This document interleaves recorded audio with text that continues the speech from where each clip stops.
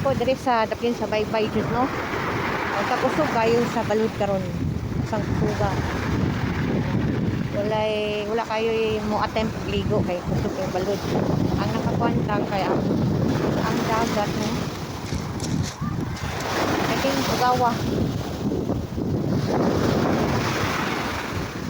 Ipadaplin gid in town sa tubig sa dagat ang mga lugaw sa panglabay sa mga tao. Oh, hantod pa na dito. Oh, bikin hugawa.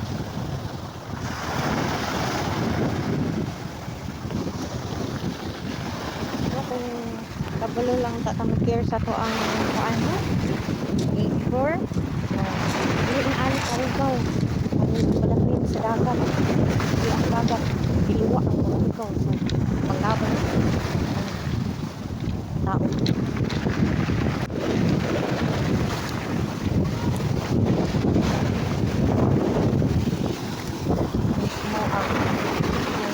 Dagat may nagpadaplin aning lugaw sa lak. Ya.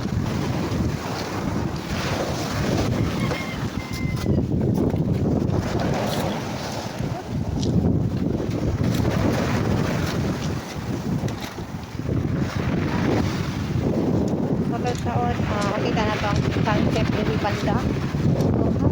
Pa ni dito sa left side ang ipadaplin ng taon sa dagat.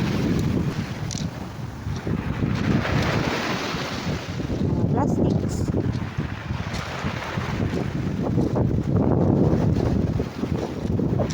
Ang pang tao din kay pinakuha nila ang mga kahoy bilang panggatong. Pero yun, kita ka gabi nila sa agro niya sa kanil. Maklog ha. Yan lang ka doon.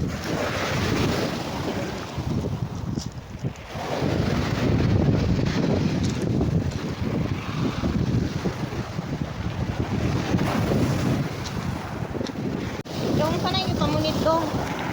Dong. May pangalan ni mo. Say nga ni mo dong. Sana yung pamunit. Dapat kayo sa ipamunit dong.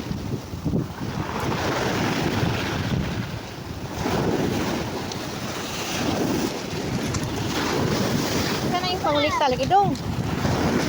Say nga ni mo. Okay nga?